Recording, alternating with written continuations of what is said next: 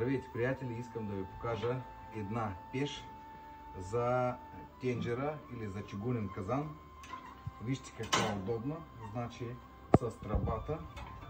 И ще ви покажа как може да слагате кълцата отгоре.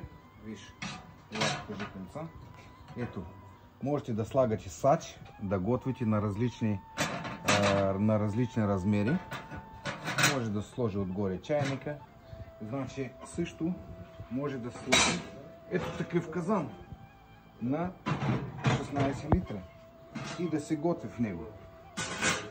Ето, показвам и сега ще ви покажа узбекска шумовка. Можете да готвите такава красива.